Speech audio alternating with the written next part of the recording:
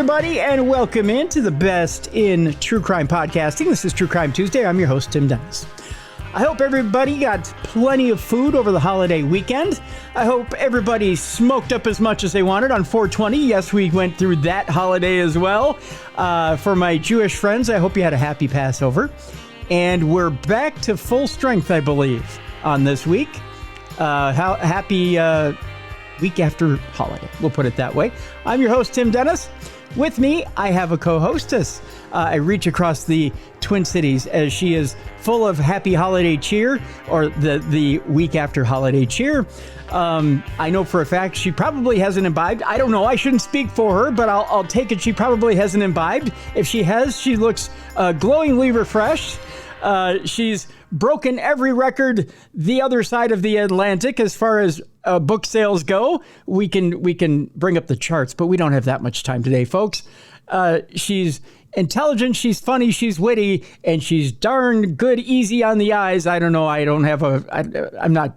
English is my second language today. I might have imbibed over the weekend. Ladies and gentlemen, here she is, Jessica Freeburg. Jess, how you doing? I'm so good. Great to be here. Let's just say 420 was good to me. It's still affecting you, huh? Yeah, the 420 bunny was here this weekend. Oh gosh, that 420 bunny, they're trouble. All it is just a basket of grass. I had no idea. Yeah, and then you light it up and you just giggle and you eat Cheetos. That's right. It's a basket with Cheetos and grass. You open the Cheetos and you light the grass on fire and you breathe deep. A good old time. Yeah, it's great, isn't it? It's kind of fun. Yeah.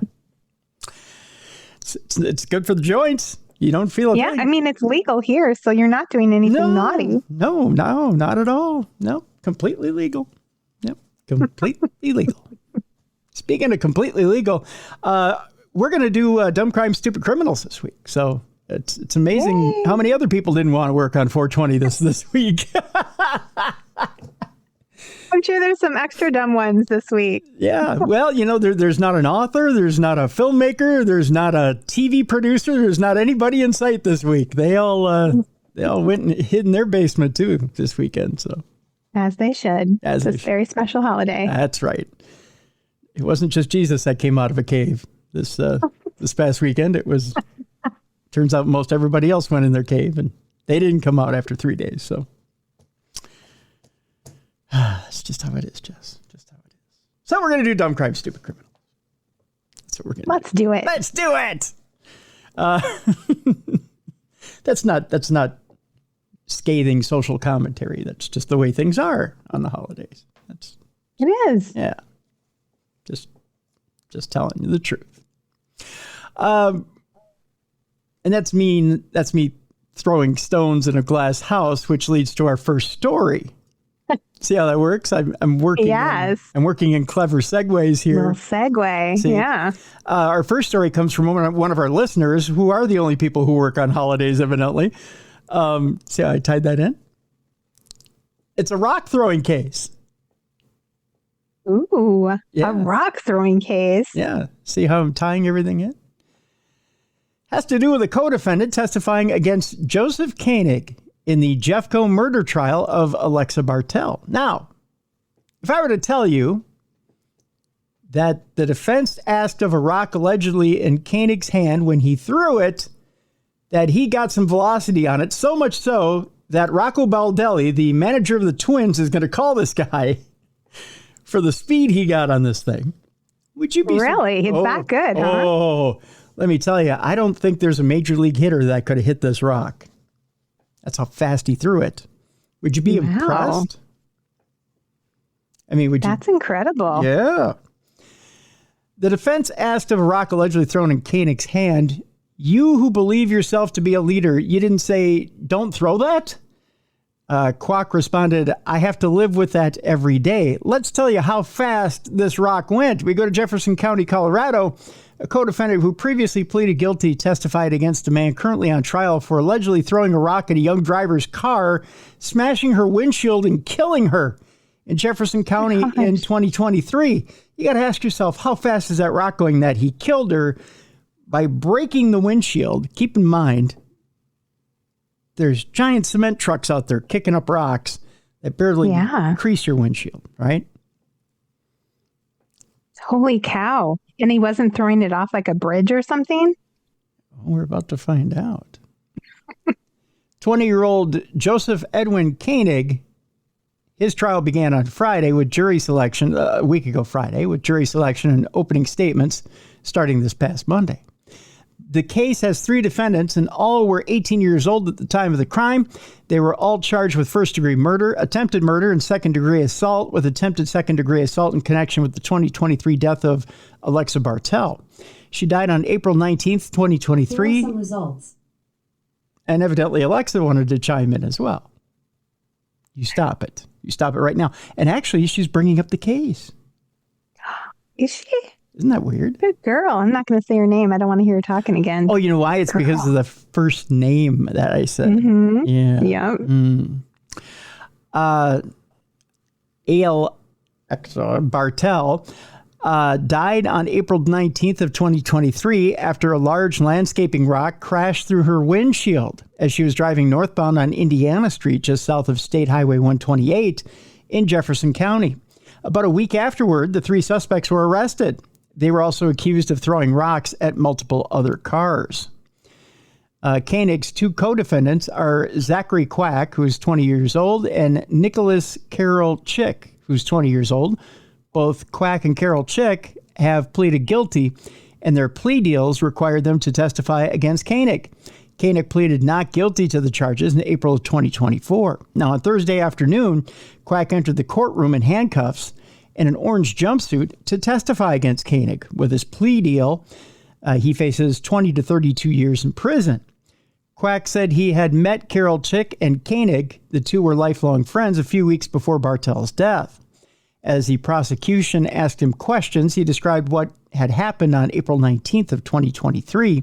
Sometime after the dinner hour, it was dark out. Carroll Chick and Koenig came to pick him up.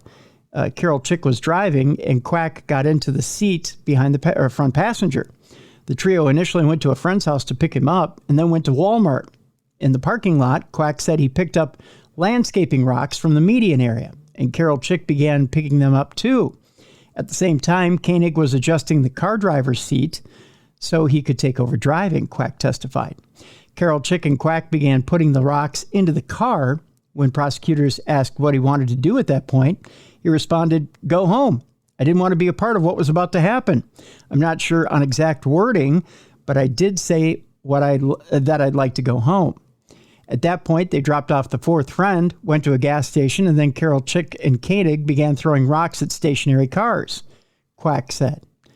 Quack said he remembered passing the rocks stored in the footwells in the back seat up to the 2 teens in the front, and he would hear their cheers and whooping when they threw the rocks. So they were throwing them from the car. Like, Oh my gosh. so they're throwing from a level distance. They're not throwing off. It doesn't sound like they're throwing off of anything. No, it doesn't. That's crazy. At that point, they remember hearing shattered glass, Jess. And though he couldn't see the damage to the cars, he said Carroll Chick was throwing with his right hand from the passenger seat, and Koenig was throwing with his left hand, shot put style, out of his own window. The prosecutors asked about Quack's reaction. In hindsight, I should have reacted differently, but I think I kind of ducked my head, he said, adding that he was playing a game on his phone. Like, put the top of my head on the rear of the passenger. In other words, kind of like up against the seat. Mm-hmm. Quack told the courtroom he didn't throw any rocks that night because it didn't seem correct to me, and he didn't find it difficult to resist the mild peer pressure from his friends. After stopping at another gas station, they grabbed more rocks from a recreation center. Things escalated a bit. It started with slower moving vehicles, Quack said, indicating the teens were no longer targeting non-moving cars and instead were starting to throw rocks at oncoming traffic. He recalled a half dozen instances. Sometime during that, they went to a come-and-go gas station, Jess. By the way, I love me some come and go pizza. Oh no, that's Casey. Yeah, Casey. We still need to. Never mind. I'm lax in getting us our come and go t-shirts. I need to get. I know. We need the Come and Go t-shirts, and then we need to go get Casey's Pizza while wearing the Come and Go t-shirt. That's right. Yep. Yep. I'll work on that this week on getting us our Come and Go t-shirts. So they went to a Come and Go gas station where they picked up more rocks and then got back on the road. I remember hearing somebody say, "Last one." Quack said, somebody said, "Last one," indicating to me that this was the last one for the night. I remember hearing, "Faster, faster." I remember hearing the noise that the window makes on the highway. I remember being very cold, and I remember a loud noise. He also recalled Koenig speeding up and said he could see the digital speedometer reading 103 miles per hour. Holy cow. So they're brrr, and then whew,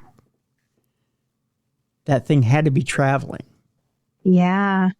at a fast pace. Ugh, how stupid. Yeah.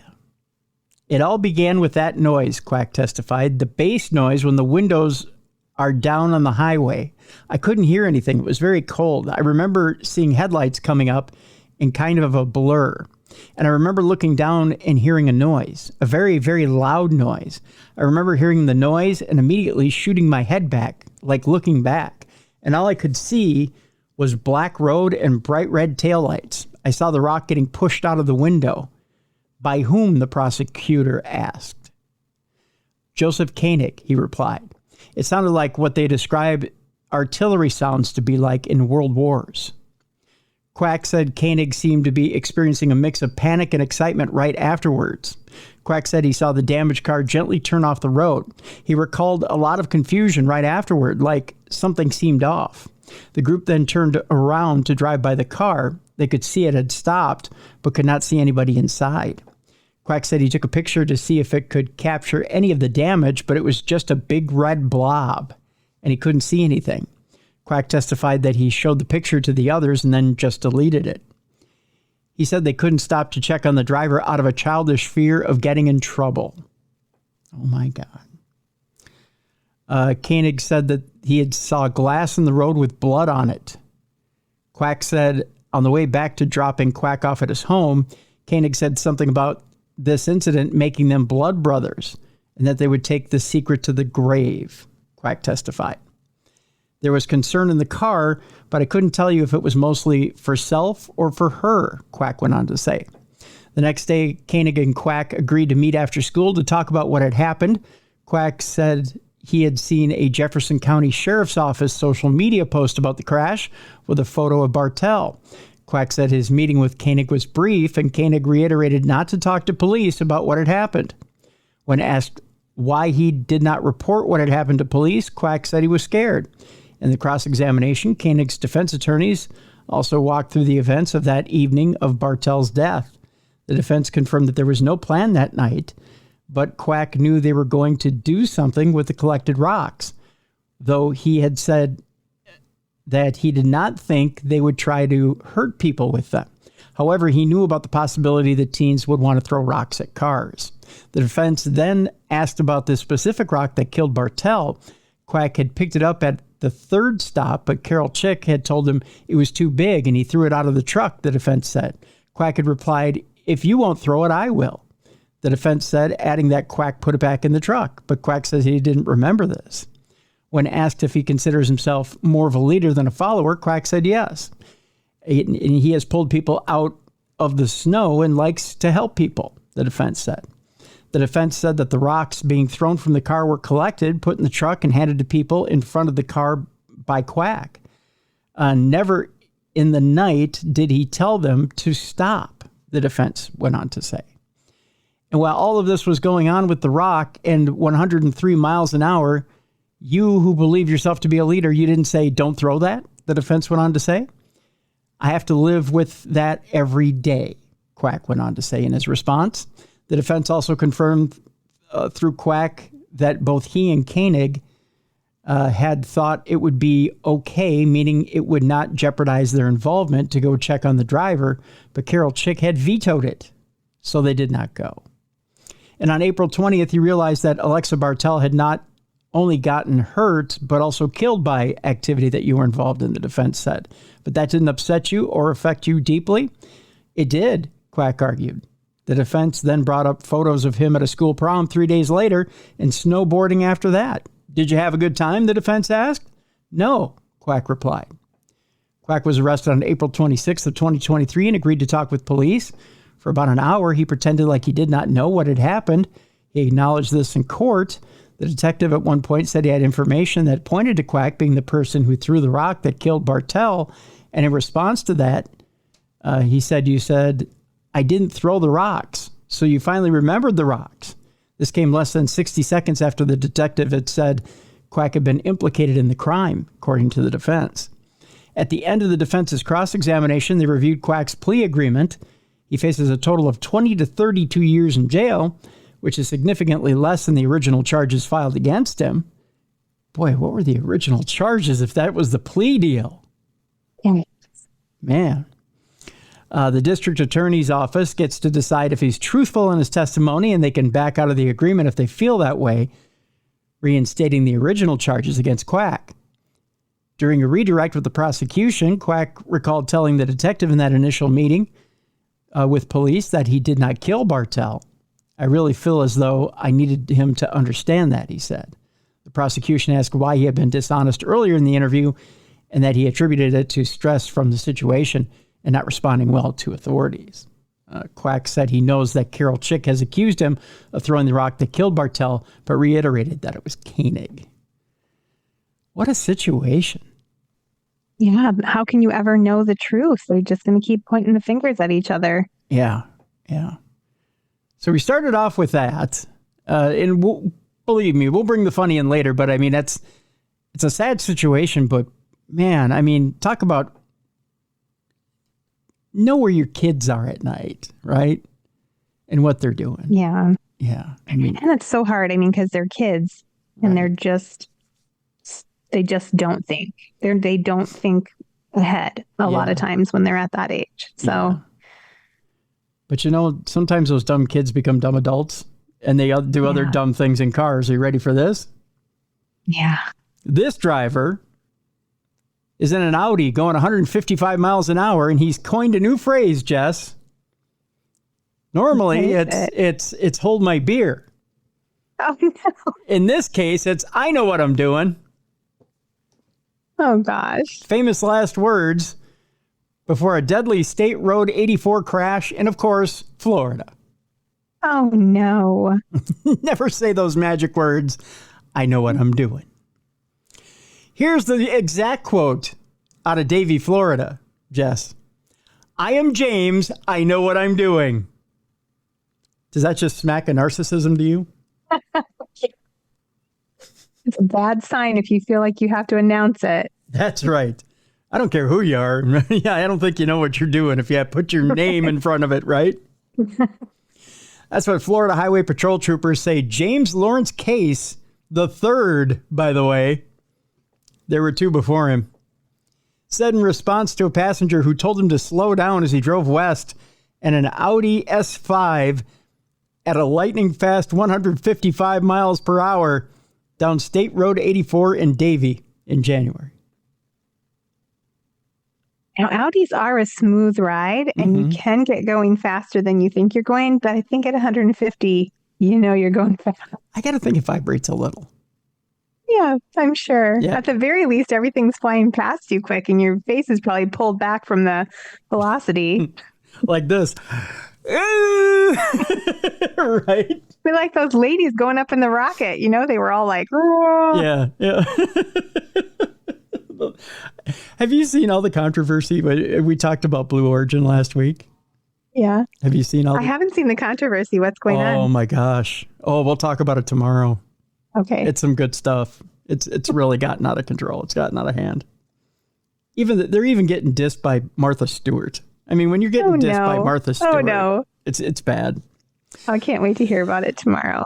Moments later, after old James gets pulled over by the trooper said that the 20-year-old plantation man, yes, he's only 20 and he's got an ego on him, would crash into another vehicle, ejecting and killing one of the passengers.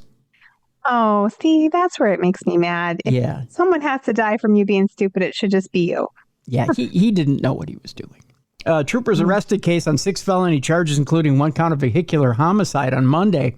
According to an arrest warrant obtained by Local 10 News on Wednesday, the crash happened just after 2:45 a.m. on January 25th, just west of Davie Road.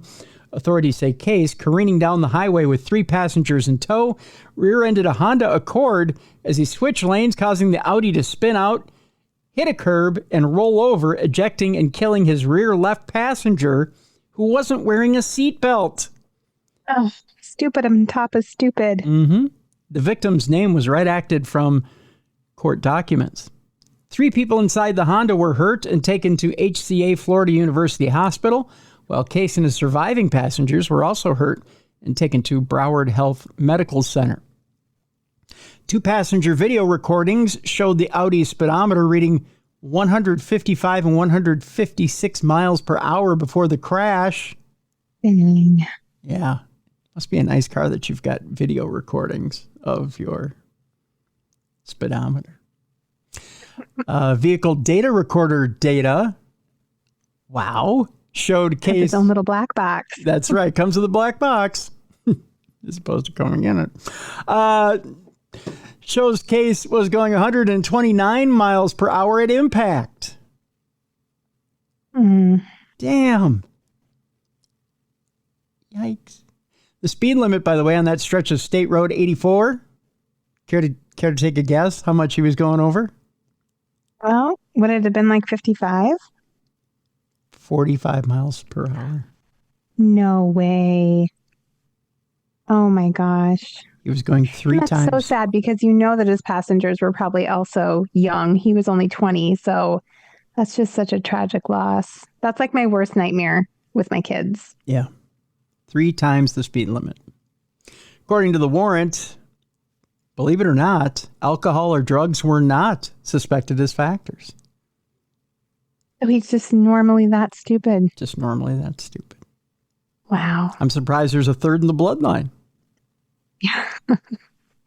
Well, it does seem that when you get the juniors and the thirds, there's usually something bad that happens. I mean, there's so many criminals that are like a junior, or they have their, they name their children Junior. It's a thing. I won't tell my grandfather and my father that, but I know, my family too. I have my uncle Randy, his son's Randy, and his son's Randy, and my dad's dad is Herb, my dad's Herb, and my little brother is Herb. Yep, see? We'll just, hopefully they won't listen to this. On Tuesday, Case appeared in Broward County Court where a judge found probable cause to charge him and give him a $325,000 bond. That's pretty light, I think, for killing somebody. Along with orders to refrain from driving and submit to electronic monitoring. Broward County Court records show Case has several traffic citations in the county dating back to 2022, some of which were dismissed for lack of prosecution. Wow. So his parents should not be getting that kid an Audi because there's no way he bought it for himself at 20. No. Give that kid a Corsica.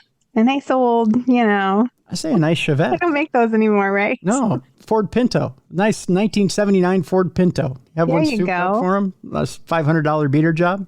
You can't go over 85 in a Corsica. I know that for a fact because I had one and I used to try, and the whole steering wheel would be like shaking so much I thought it was going to fall in my lap. That's the kind of car a kid needs. I think Jess says she has a Chevy Corsica available for Mr. Case once he gets out of the Houghang in 20 to 30 years. Case was no longer listed in Broward Sheriff's Office jail records as of Wednesday afternoon, so I think he made bail. I'm sure his parents bailed him out, don't you think? I think Mommy and Daddy made bail for him. By the way, you tell me, you think Mommy and Daddy made bail for him? I'm not going judged on looks, but you think? No, he looks like he's kind of spoiled. Kind of privileged, you think? Yeah. Yeah, I'd say so. I don't think Mommy would let him sit in jail. They do bad things to him. All right, speaking of having bad things done to you, here's one that probably deserved it. Some people just can't keep their mouths shut. Speaking of Mr. I Am James. Yes. Yeah. There's another one that stuck their foot in their mouth, only this time it was in the worst way possible. Is this a joke? Is the question. Police oddly arrest a paraplegic Atlanta man for kicking in a woman's door and assaulting her, then standing by after he falls from his wheelchair. What? Yes. I'm so confused by this series of events. Stand by for this one. This one may shock you a little bit. Okay. The first of two Atlanta stories today.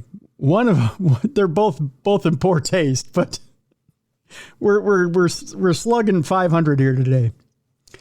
A Metro Atlanta Police Department arrested paraplegic man confined to a wheelchair after a woman with a history of lying to police accused him of kicking down her door and assaulting her. I want you to just let that ruminate for a moment, Jess. Let that waft through the air for a second. Man in a wheelchair. Kicking down a door, assaulting a woman. Yeah. Probability chance here of how many percent? I mean, if I was doing math, this would be an equation that doesn't add up at the end. Yeah, pretty much. Charles Reed, who's been paralyzed for 25 years from a bullet that damaged his spine, showed up at the College Park Police Department last month, hoping to clear up the false charges against him. As he should, because he has nothing to fear. Right. Right. While trying to renew his passport earlier this year, Reed says he learned that a warrant for his arrest had been issued after Catherine Jensen, a woman he had dated decades ago and hadn't seen in 20 years, called police on June 15th of 2024 and told them he had just kicked down her door, choked her, and then fled on foot after trying to steal her car keys. Wait, did she not know that he was paralyzed? We'll find out. Oh my goodness. This is like a good juicy one. This is pretty good, isn't it?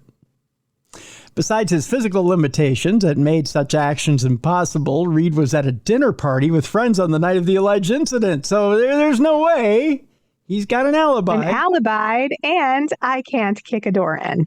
Or run away on foot. Right, yeah. There's two things right there he can't do. Might as well have asked him to do a soft shoe on the way out, because that wasn't going to happen either. Yeah. He contacted College Park police officer, I believe this is Markenely Belot, I think it is, who responded to Jensen's crime report last year to set the record straight. After corresponding with him via email for a few weeks, Reed says he agreed to meet Belot at the police station to complete some paperwork. Here's where it gets good.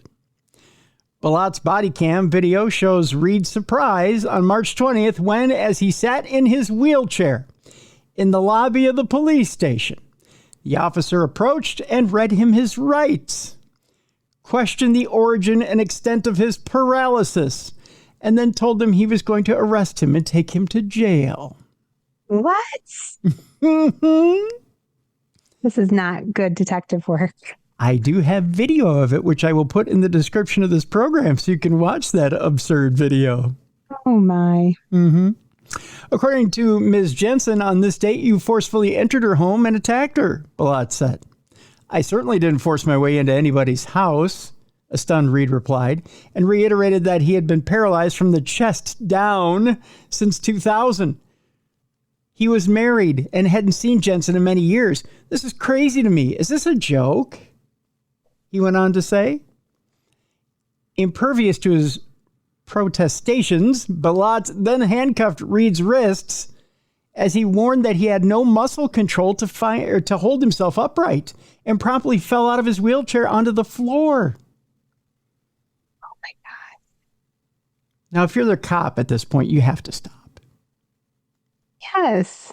And feel like a total jerk.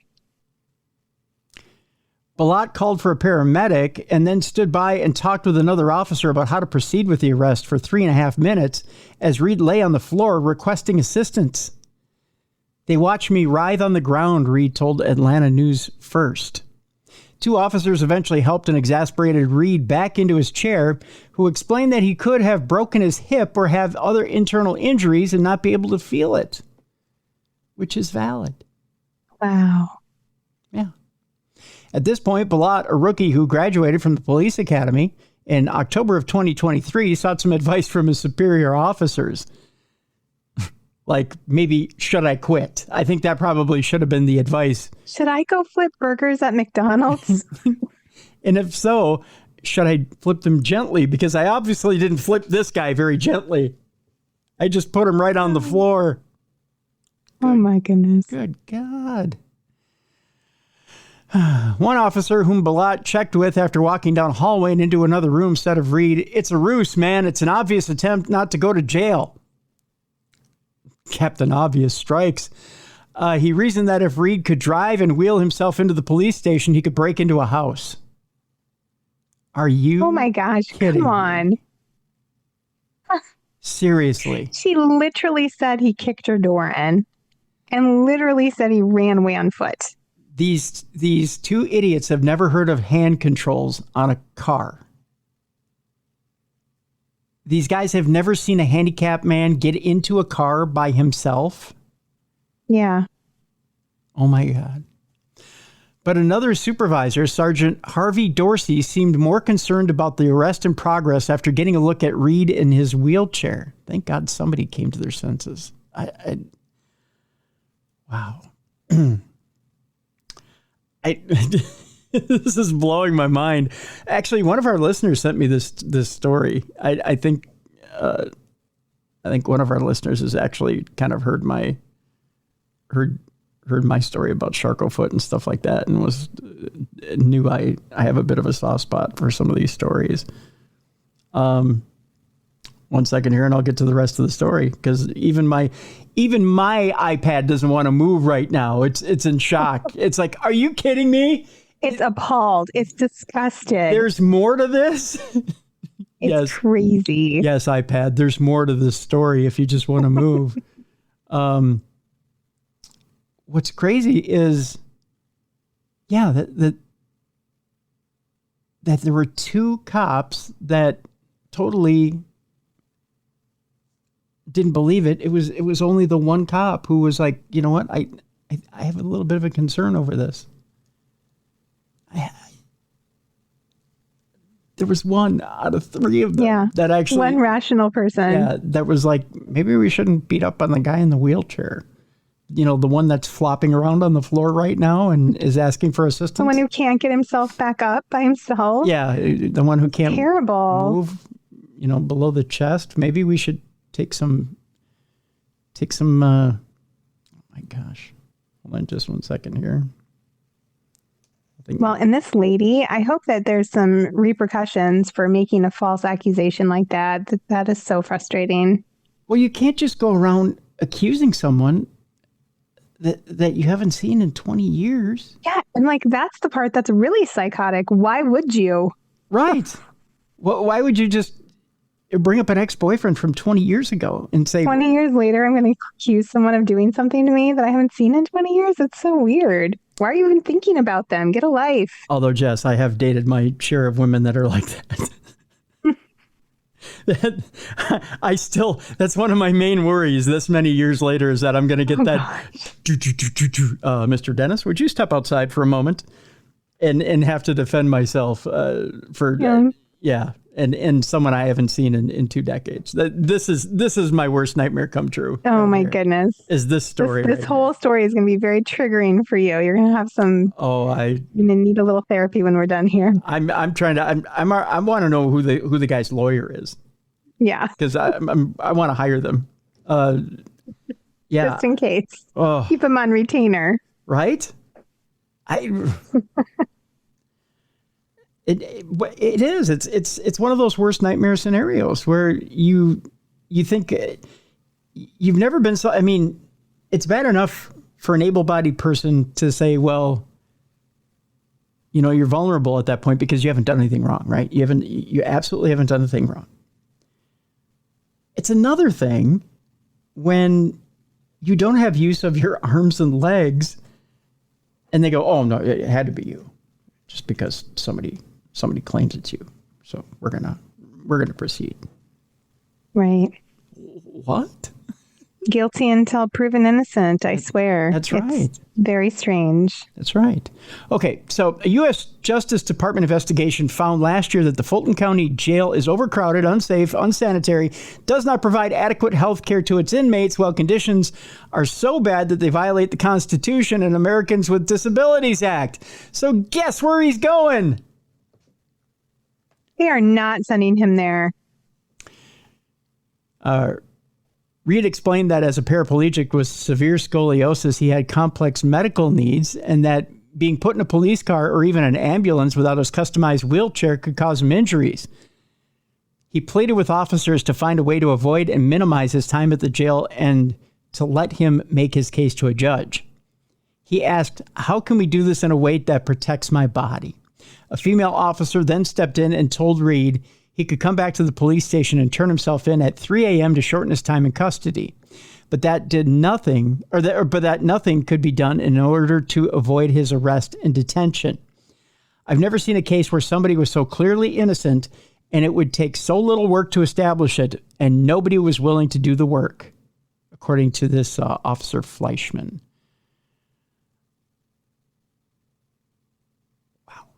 Wow. Reed said that they were going to do their due diligence because if you're paralyzed, somebody must have made a mistake. Then talking privately with Balat, he said Reed's withered legs look similar to limbs of those of some of his own family members who were paralyzed and led credence to his account. That's the only way he called off the officer who threw him to the ground, is to say, you know what, he looks paralyzed. Right. Right? Because his limbs aren't used, and so they would be, very they'd be thin. Shriveled. Yeah. He also told him, I would suggest calling the district attorney's office, let them know what you got, because if the door was kicked in, he didn't kick it in, Dorsey told Balat, who replied, because now it's looking like she might have made a false report. So the one cop who made any sense is finally telling everybody in the squad, you know what? I think we got somebody filing a false report here, right? So at this point, as of last week, Jensen sent an email to a College Park police detective recanting her accusation against Reed. Isn't that convenient? Never mind. Yep. Whoops. My mistake. It wasn't him. She says, my mental state and physical trauma in that moment worked to confuse me, she wrote in the email obtained by ANF. Please contact me so I can edit the information in the report and clear the name of an innocent man. It doesn't work that way. You're going to jail for filing a false report. I hope so. I mean, seriously, I really do. Fleischman said that a Fulton County district attorney told him last week that the arrest warrant against Reed was dismissed and that the charges would be dropped by the prosecutor. Jensen has not been arrested for filing a false report or false police report in Reed's case. The city of College Park, which Reed said has not yet apologized to him, issued a statement saying it is currently looking into this matter with care and consideration. We understand the importance of resolving this situation and appreciate your patience as we conduct a thorough investigation. Can you imagine? I can't. No, that story made me kind of mad. Yeah, I was beside myself when I saw it. Crazy. Okay, we go from one hero who barely made it through a scenario with police to another hero who thinks he's a hero who just reads about them in comic books. Who probably shouldn't took this situation in his own hands. A New Jersey man brandished a gun at a comic book store to intimidate a disorderly customer. Now, customers at comic book stores can get a little flustered. They're passionate. Especially on New Comic Book Day. I mean, Jess, new issues are exciting. Well, I know, it is exciting. It's the smell of the print. It's the fact that, Batman's got a new adventure. I mean, we got to get into this, right? Well, I believe this is a Sicklerville man, was arrested and charged after he pulled out a gun at the comic book store. That's the name of the store. The comic book store. Ooh, clever. I know, right? That's a lot of ingenuity there. In Glassboro, New Jersey, to intimidate a disorderly man on Saturday, April 12th. Why not threaten him with your heat vision? I mean, that would seem to do the same thing, wouldn't it? At 11:29 a.m., officers responded to the store at 30 North Main Street in Glassboro. A customer in the store had been acting disorderly and was requested to leave by employees when he threatened physical violence. I got a gun, see? Pew, pew, pew, pew. It's my finger gun. It's my finger banger. It's very scary. See? My finger banger. You keep cocking it at me. I'm sorry. Quit cocking your gun at me, Tim. Let me put my cock away, Jess. I apologize. Another patron, Jason Fernandez, pulled out a gun, racking it to intimidate the disorderly man. Who brings their gun to a comic shop? I mean, who doesn't? Really, that's the question. Okay, I'm sorry. Yeah. I mean, especially when the special edition Spawn issues are out. I mean, you got to be the first one and only one to get it, right? You don't know how crazy it's going to get. Right. I mean, when you've got variant covers, you got to get the 1 in 50 that's on the shelf. So, right. Personally, I bring my samurai sword, but yeah, someone's going to catch. People bring guns. Someone's going to catch heat. You know what I'm saying? Pew pew pew pew pew pew. Sorry, I didn't mean to point my cock at you again. So Jason Fernandez goes and racks his gun to intimidate the disorderly man. Fernandez's 2 children were with him. Big man. Oh, gosh. And his 9-year-old was shown on surveillance footage pulling his dad's arm in an attempt to get him to put the gun away. Yeah, that's scary. What the hell's wrong with this guy? All parties involved fled the scene prior to officers' arrival. So we got what we like to call in the comic book biz, a gaggle of chicken shits. That's what we call them. Basically. Yeah, a gaggle of chicken shits. I believe you can get that at KFC now for $5. It's in a bucket. Ooh. Yeah, the gaggle. Extra crispy, please. Yeah, the gaggle of chicken shits. Ask for it by name at the drive-thru. 2 days later, Fernandez was charged with multiple weapons offenses. According to police, he was released pending a court date. So there you go. Remember, leave your finger banger at home if you're going to the comic shop, whatever you want to call it. It has a name, I know. All right, I'm taking this story and I'm putting it outside of not safe for work territory because I believe it's tame enough. It's good enough, it's tame enough, and gosh darn it, people like it. All right, we'll try not to get too lost in the weeds. Yeah, we're going to keep it above board, even though this guy was a little... Right. Cross my fingers. I hope I can do it. Okay. Maybe I should have put it in not safe for work territory. You know what? I'm going to put it in not safe for work territory. You're going to save it. You think we're going to get dirty with it? Okay. I think we are. Yeah. I'm going to move it. Better safe than sorry. Yeah. I mean, you already brought out your cock. I mean, I did. I put out my finger banger for everybody in not safe for work territory. Okay. You know what? With that, then I guess we have to take our break, Jess. I thought we could. Oh, you know what? Yeah, we have to take our break. I thought we could get away with telling this next story. It was a hazing story on college campuses, but you can't tell a hazing story and not safe without not safe for work. Yeah, you know that's going to get naughty. You can't tell the kids about college when they're young. No. How do you explain a butt beer to a kid who doesn't know what beer is? No, that's just confusing and wrong. It is. So we're going to take our break right here. When we come back, we're going to get into not safe for work territory. So we're going to take our break here while we're in break, put the kids in the closet and lock it, put some snacks in there with them and maybe some oxygen. That would be nice. Put your boss in a closet, give him some snacks and some oxygen as well. And when we come back, it's time for Not Safe for Work. When we come back right here on the best in true crime podcasting, it's Dumb Crime, Stupid Criminals, the lengthy edition right here on a 420 and Easter and Passover edition of True Crime Tuesday with Jessica Freeburg and Tim Dennis. True Crime Tuesday. It's Crayon News story time.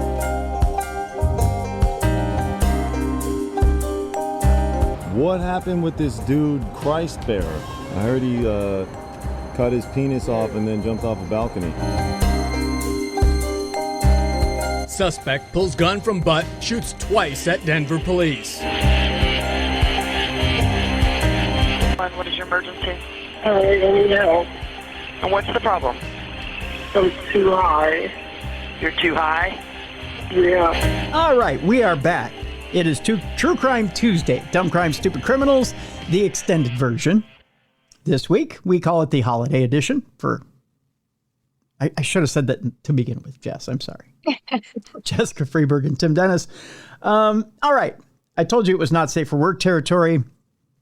Button up your kids. Throw away your boss. It's time now for us to get into it in 5, 4, 3, 2, 1. Here we go. It's so strange and dehumanizing, says Miami U fraternity Kappa Alpha Psi, as they're suspended over hazing claims. We'll get to the meat and potatoes of this thing, so to speak. Charges are a little lengthy here. Did you ever belong to a sorority, Jess? Have I ever asked you that? I did not. No. Okay. I only belonged to one frat, and it was a broadcasting fraternity. Oh, really? That would have been fun. All we did is just network with other broadcasters. And we had, I mean, I went to a frat party or two in my day, but I never joined anything officially. Yeah, I did the frat party thing, too. I didn't stay around for very long, but I went there. We had fun. I saw the evil that happened at those things. I'm not staying that long. I know what happens at those things. The Kappa Alpha Psi fraternity has been suspended from Miami University's campus after allegations of current members and alumni physically abused new recruits. Well, welcome to the party, pal. According to a press release written by Cleveland lawyers, Merriman Legal LLC, a junior at Miami University, and 3 other students were beaten by the fraternity's president, vice president, and other members. Boy, can you imagine getting beaten by the alumni? I mean, when an 80-year-old guy shows up to beat you, that's hazing week right there. That's horrible. That's pretty bad. That is. Let me take a shot at Junior. That's horrible. Yeah. The law firm said the junior it represents withdrew from Miami after 5 weeks of the alleged abuse. That's a little much. 5 weeks? There's no organization I want to be a part of where I get hazed for 5 weeks. Oh, that's crazy. Yeah. The press release describes nightly hazing rituals that allegedly happened at a campus apartment. Kappa Alpha Psi's alumni allegedly continued the beatings during unauthorized meetings at a house in a Dayton suburb. The junior was one of 4 initiates seeking membership into Kappa Alpha Psi in the 2024 fall semester. He testified during an Office of Community Standards disciplinary hearing that the fraternity president and vice president beat him with paddles and canes up to 60 times in a night, forced him to do wall sits, and subjected him to constant verbal humiliation during lengthy hazing sessions, which would often last well past 3 a.m. Well, in my family, we just called that a little bit of a punishment. That was just some Saturday night. Yeah, that was Saturday night. That was. Did you take candy out of the candy dish? Well, come here. You got something coming. That's what that was. The law firm also alleges he and other initiates were pushed for failing to recite fraternity-related information on command, for making eye contact with members, and for stepping on grass. I don't think they mean the kind you roll up and smoke either. Oh. Poor guy stepped on the lawn. Is that Come here and get the paddle. 30 wax? I don't mean to laugh, but that's kind of a bad reason to hit a guy with a paddle. It's so strange and dehumanizing, and I don't understand why they did it. Lainey Sexton, who's a freshman sociology and business student at the university and probably should get 30 whacks for his name, Lainey Sexton. It's like the worst wrestling name ever. It's like a country western female singer. Right? Yeah. Hello, everybody. My name's Lainey Sexton. This is my new single. It's called I Got Beat by an 80-Year-Old for Stepping on Grass. Here we go. 1, 2, 1, 2, 3, 4. Lainey goes on to say, even like the thought that I could be walking on campus and walking by these guys who did that, is like kind of disgusting. You're the one who wanted to join. Right.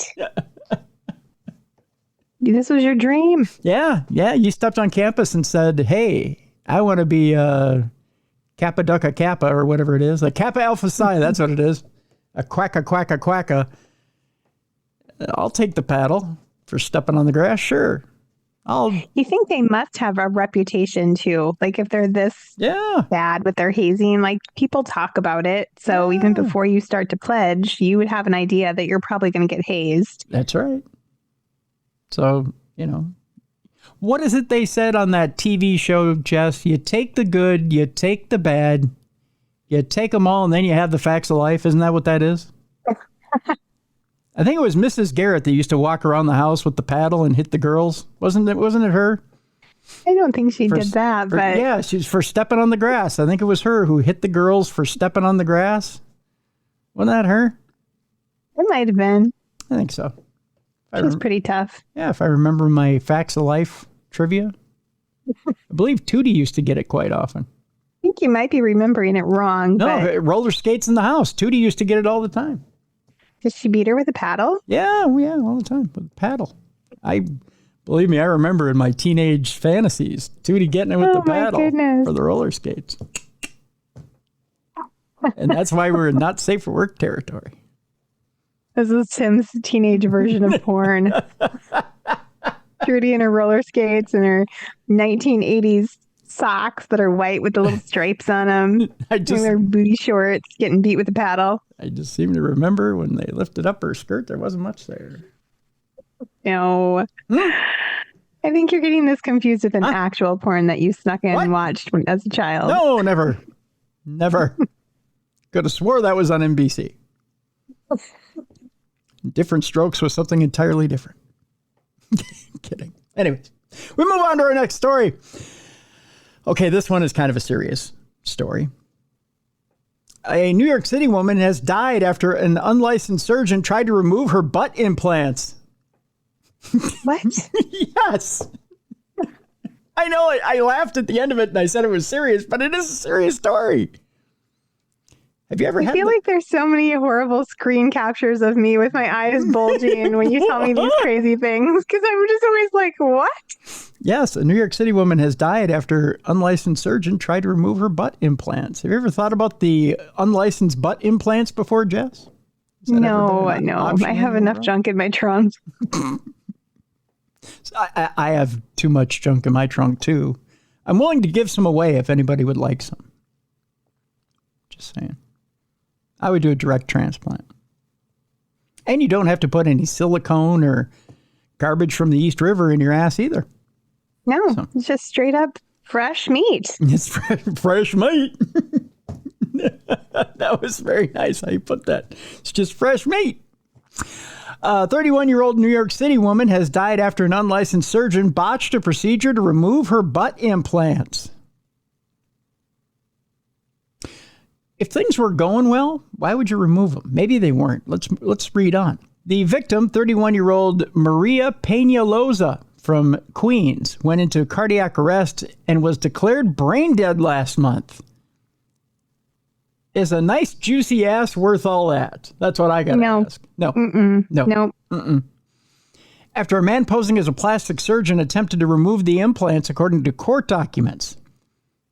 Felipe Hoyos Ferranda allegedly performed the operation without a license to do so and while not in a medical facility. See, there's your first strike. I would like to give you the butt implant in my kitchen. It's not the first words you want to hear when going to get quality butt implants. No. Nope. He comes at you with the butter knife. Butter knife. Forgive the peanut butter. It was time for lunch. You don't want to hear those words. Nope.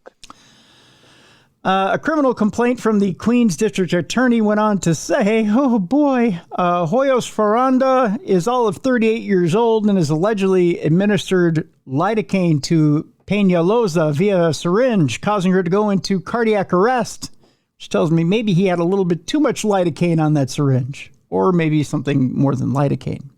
By the way, I'm just going to ask you subjectively, Jess. Would you let them inject you with a little something more than lidocaine? I would not. No? Okay. I mean, he looks happy and like a nice guy. Yeah. Big smile. Yeah. Okay. I hope that's not his mugshot. He's way too happy to be there. No. I think this is on the red carpet somewhere. Yeah. Oh, okay. Yeah. It's Felipe Hoyos Ferranda. There you go. The victim was removed from Hoyos Ferranda's home and was taken to Astoria General Hospital, where she was intubated and had no brain activity. Boy, you know you messed up there. The doctor treating Peñalosa at the hospital told prosecutors that her condition demonstrated signs of lidocaine toxicity and that she would be not likely to survive, according to the complaint. Hoyos Ferranda was arrested after the botched surgery and was charged with second-degree assault and unauthorized practice of profession, according to the NYPD. She's currently being held at Otis Barnum Correctional. Or no, he is, not she. She's dead. He is currently being held at Otis Barnum Correctional Center in East Elmhurst, New York, according to custody reports. Whenever circumstances change in a case, we re-examine the charges, according to the DA's office, upgrading the charges after Peñalosa's death. Evidently, they charged him when she was still alive. This remains an active and ongoing investigation. We cannot provide further comment. Attorney information for Hoyos Ferranda was not immediately available. His next court appearance is scheduled for April 28th. Yikes. That's a bad one. Yeah. Now, I can understand that Peñalosa was probably in a lot of pain. What probably happened was she was like, get these things out of me. She probably got them off market, obviously. Right. And he was like, all right, I can do that for you. You got them off market, we'll take them out off market. But anytime you do something like that, you're taking your life in your own hands. I mean, it's scary even to do it in like a real surgeon's office because you never know how you're going to react to the anesthesia. Right. You know, a surgery is dangerous. And just using lidocaine alone is... Yeah. Can you imagine how much lidocaine you have to shoot up with in order to take that pain away? Mm-mm. That's why she died. Too much lidocaine. That lidocaine toxicity is just off the charts. It's just too much. All right. The Virginia flag has been banned in Texas, in a Texas district, Jess. I'll get this out yet. I want you to guess why. Being we're in not safe for work territory. Okay. I'm going to show you. You just want me to throw a random guess out there? Yes, You're going to show one random guess. I'm going to show you after you guess. A Texas district has banned the Virginia flag. Why? Because Virginia sounds too much like vagina. That's a good guess. If I told you were pretty close. Am I? You're pretty close. But one word, boobies. That's their flag? That's her flag. Stop it. There's an actual breast hanging out in that picture. Well, yeah, she's standing on a looks like a downed Roman soldier, and she's holding a spear and a pencil, and it says "Sic Semper Tyrannis." Yeah. And also flashing ya. Yeah, and woo! Come get some of this, puppy. Yeah. Virginia's bare-breasted state flag and a lesson about the Commonwealth of Virginia has been banned for some students in a Texas school district. Lamar CISD, which is a school district around 30 minutes from Houston, last fall removed a section about Virginia from its online learning platform used by 3rd to 5th graders. Texas Freedom to Read Project co-director Ann Russi tells Axios. Now, the reason I just showed Jess, and even she was a little surprised. There's a bare breast on Virginia's flag, a picture of which was included in the lesson, and it violated the district's recently adopted ban on any visual depictions of illustrations of frontal nudity in elementary school library material. That, according to what the Lamar District confirmed to Russie in a Freedom of Information Act request. The Texas District, like some in Virginia, uses the educational website Pebble Go Next as one of its online learning platforms to elementary age students per the district's website. Pebble Go's lesson about Virginia does, in fact, include an image of the state's flag as well as a picture of the state seal, which also shows the breast. So you know what they say, Virginia, we're the breast state in the nation. She's a very empowered woman, you know. Yeah. She's just living her best life, knocking people down, standing on top of them, and letting it all hang out. You know what else I say? Virginia's flag, we're one breast away from being Lady Godiva. I had no idea that they had such a racy flag. Well, you know, Virginia is the state for lovers. I guess. Yeah. I don't know what kind of love was going on in that image of she's on top of him. They'd be loving them. Wow. Loving them some boobies. I know that much. Wow, Virginia. Yeah. Just wow. Now, the lesson notes that the state's seal and flag depict the Roman goddess Virtuous standing over a defeated tyrant, along with the state's motto, Sic Semper Tyrannis. That motto, the lesson tells students, means thus always to tyrants. But they could have just moved the fabric over just like a little bit. Put a little pasty on there. Yeah, just a tassel, anything. A tassel. Really, we just don't need to see the whole breast hanging out. A tassel in the shape of the state. Yeah. Tastefully done. You know? Yeah. Well, you know what they say, Jess? Tough titties. That's what we say there. Okay, it's about to get even rougher, as LL Cool J would say. We go to the world of OnlyFans for this next one. A 24-year-old woman has targeted the Granite State Hotel in a pee spree. Pee spree? A pee spree. Let me take a drink before I read this. Interestingly enough, I am drinking Sprite Limonade for this next story. Looks a little bit like pee. Thanks for mentioning that. The OnlyFans model. Do I have a name here for her? It just says the OnlyFans model, who was recently arrested for spraying her urine on more than $1,500 worth of merchandise at a New Hampshire grocery store. Ew. I don't think I'll be getting the merchandise there. Or the produce has been hit with 5 more criminal counts for an alleged pee spree at a hotel. In a series of criminal mischief complaints filed on April 14th, 24-year-old Kelly Tedford has been accused of damaging an assortment of items at a Marriott in Keene in January.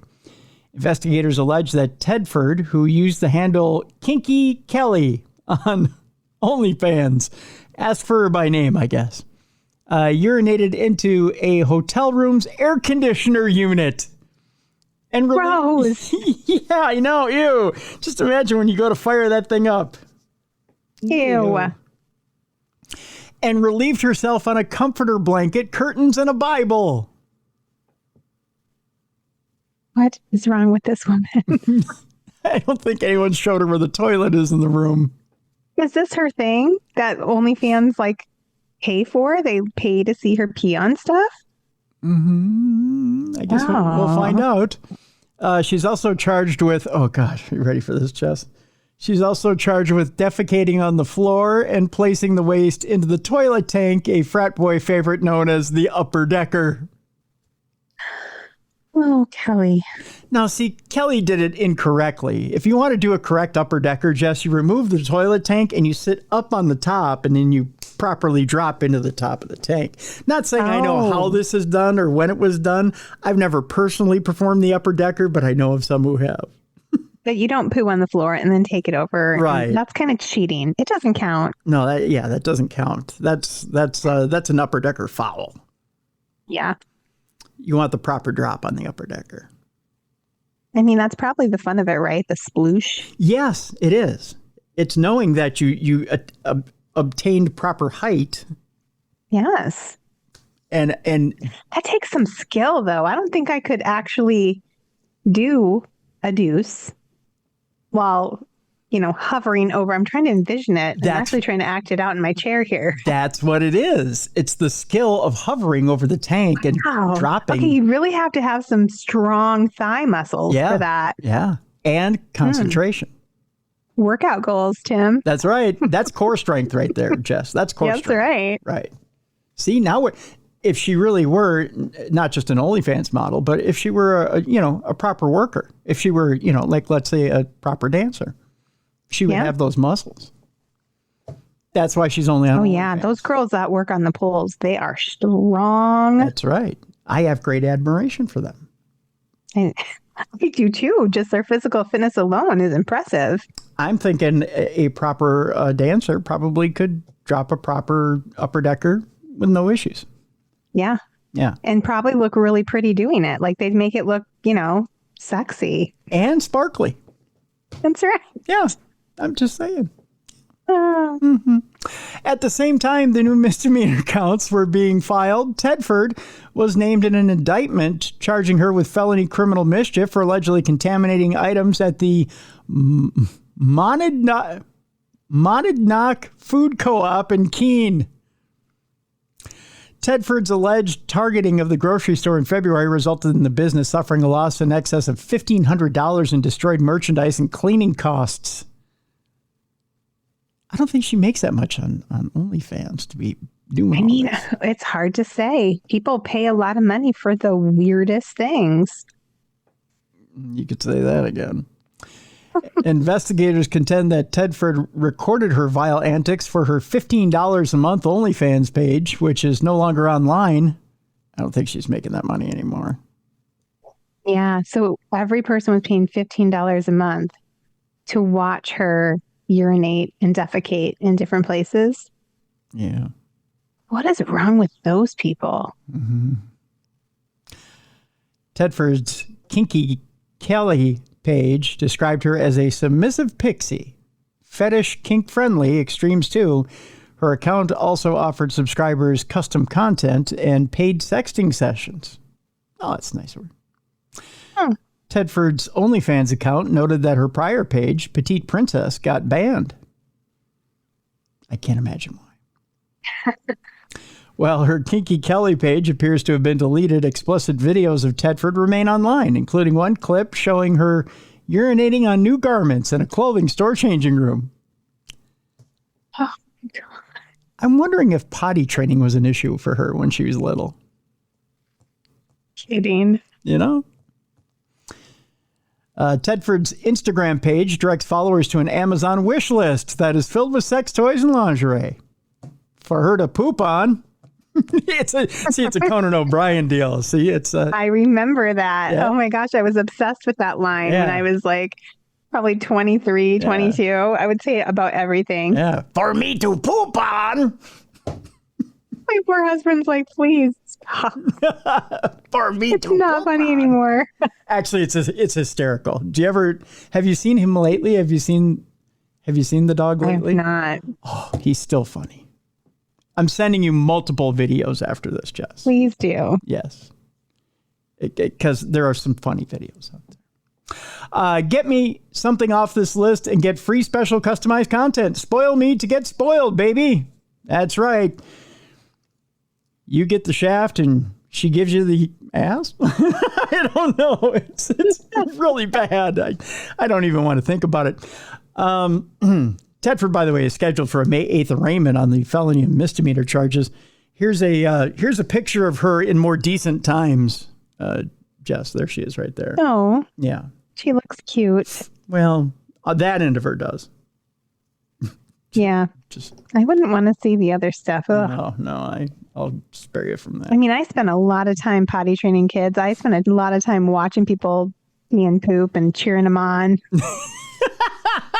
There's nothing sexy about it. How would you like to be the cameraman in the background going, "You missed the Cheerios again"? I mean, just aim, buddy. You got this. That's right. It's just a Cheerio. It's not that hard. Your brother can do it. Oh my gosh. The best was, so my middle child was terrified of pooping and she would hold it like forever. Oh, no. Yeah. And so I would make the hanky, the Christmas poo voice. And I'd be like, but he wanted to go home with his family. All of his family was pooping. They were all washed down to the sewer. I'm like, you got to release him. He wants to go be with his family. Time to let me go. Hey, how about put me in the upper deck of that toilet?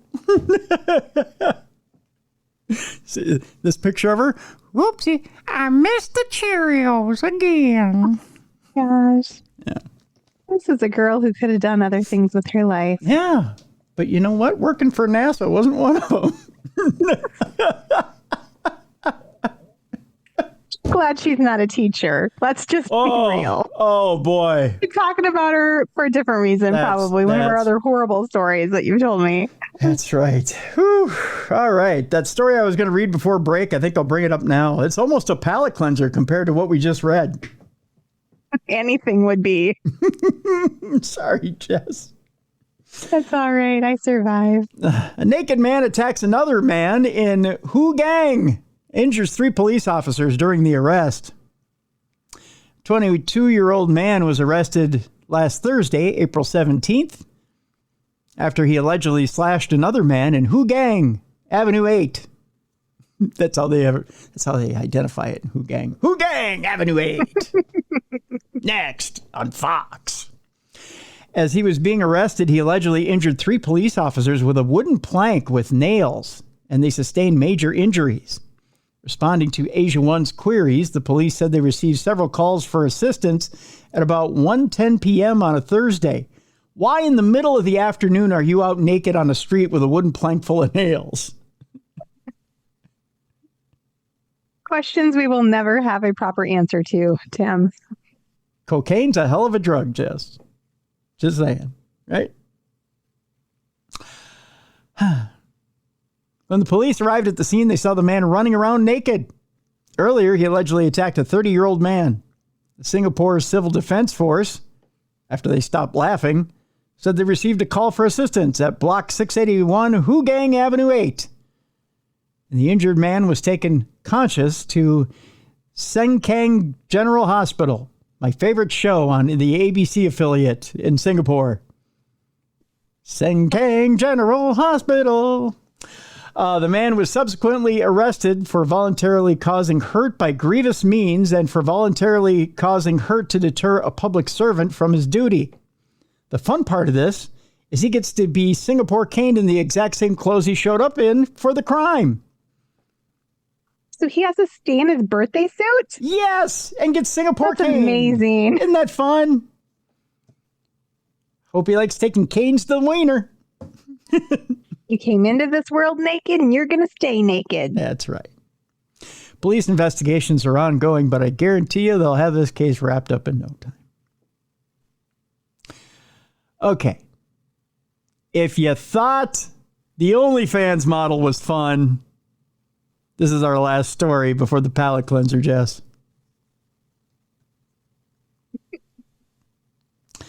Here's the headline. Keystone crap. Woman busted for beer cave defiling. You... Store cameras caught the defendant in the act. You ever just needed a Keystone Light and decided to go where you had to? No, I cannot say that has ever crossed my mind. Okay. You ever worked with a nutrition administrator at the school you worked at and they decided they had to drop a deuce in the middle of the liquor store? That's who it was? Oh, my. Oh. What is it with people who work in schools these days? Is it? It's a hard job, Tim. I mean, I did it for many years and Yeah.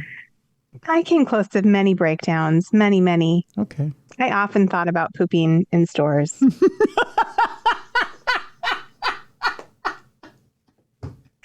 Just because I was just so tired. And I just I couldn't take any more. You just said that so nonchalantly.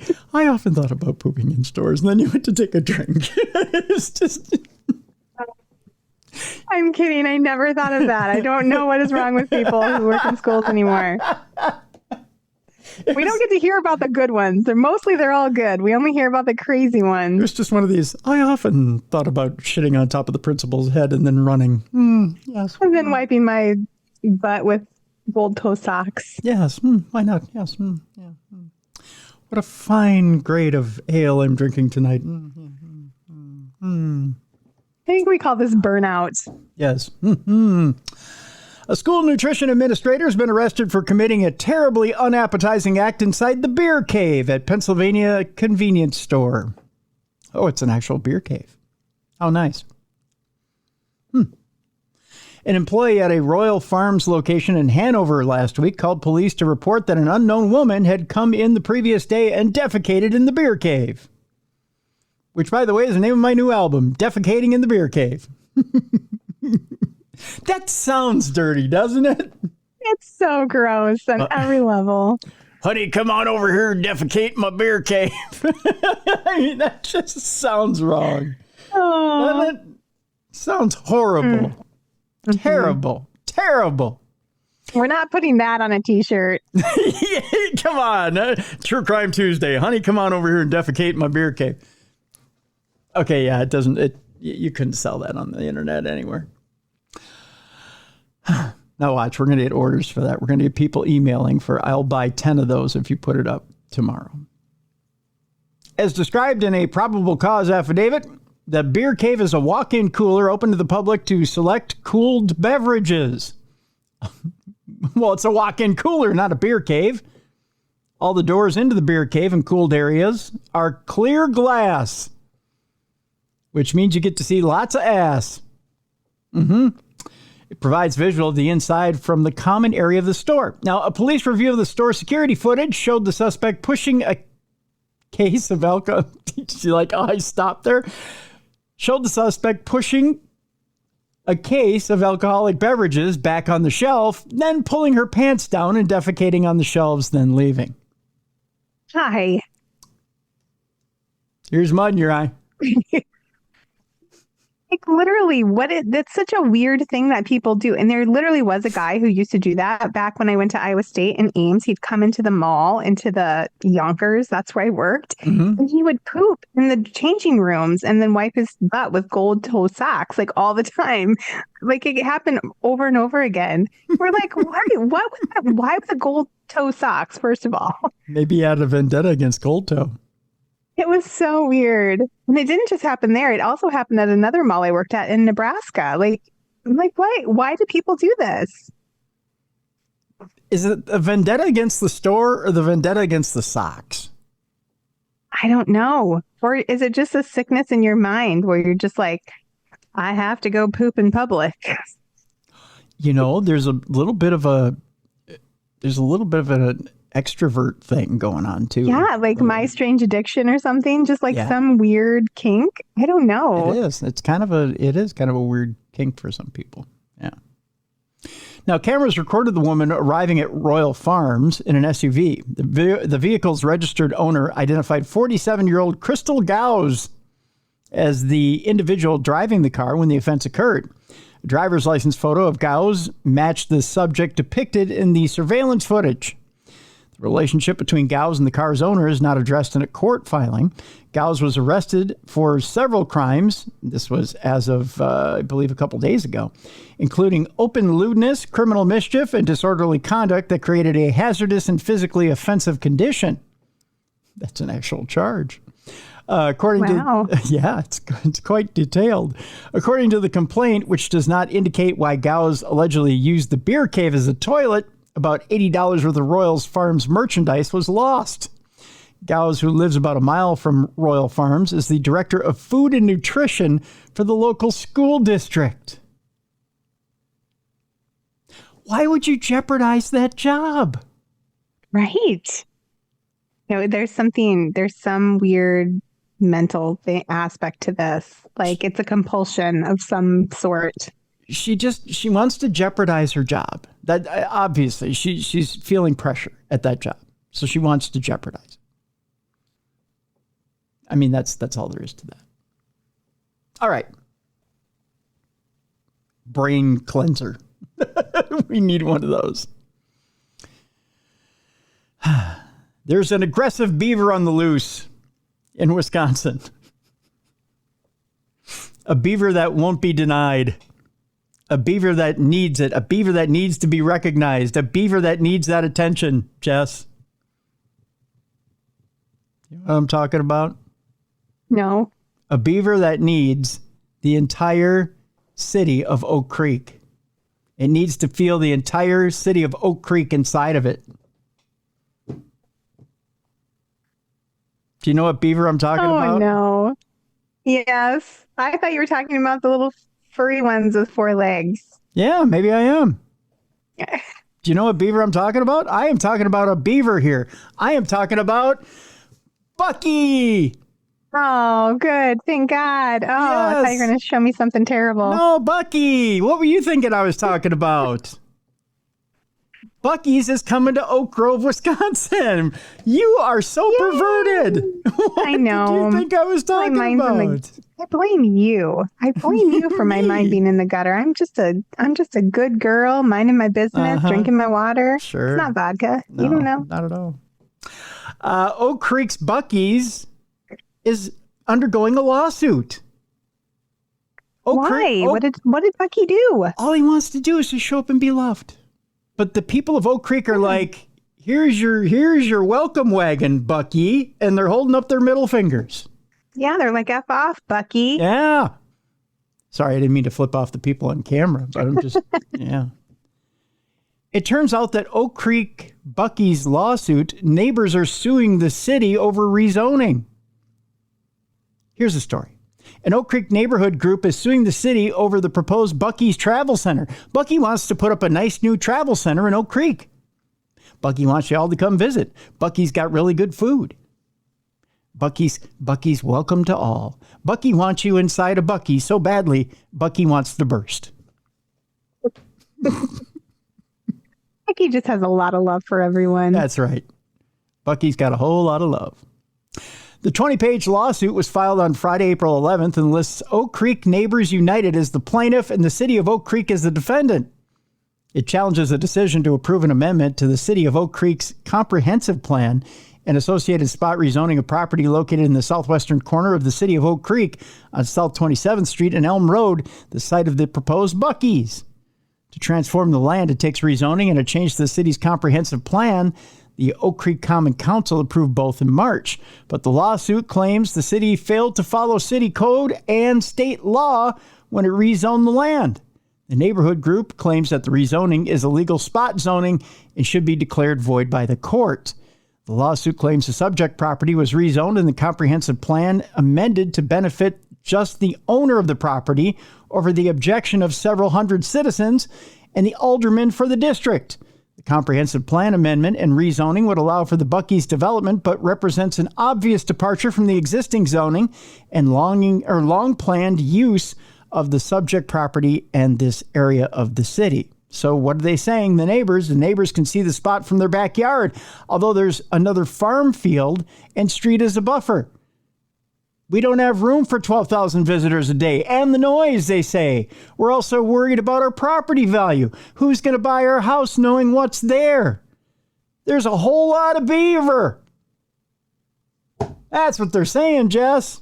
Whole lot of beaver hanging out there. That's a real problem. It can be, especially if the beaver's not trimmed. You know what I mean? It's just hanging out. You got to keep that beaver trimmed up. They claim there's going to be lots of lights and noise. It's too much. It's too much for this area. Wham, wham, wham, wham. Everything from the increased traffic to the noise pollution. Our neighbor next door used to own a gas station, said neighbor Paul Sekulovich. He said the smell from the 120 pumps could be a problem. Someone's pumping that beaver 120 times, Jess, and it's going to be a problem. Oh, my. Yeah.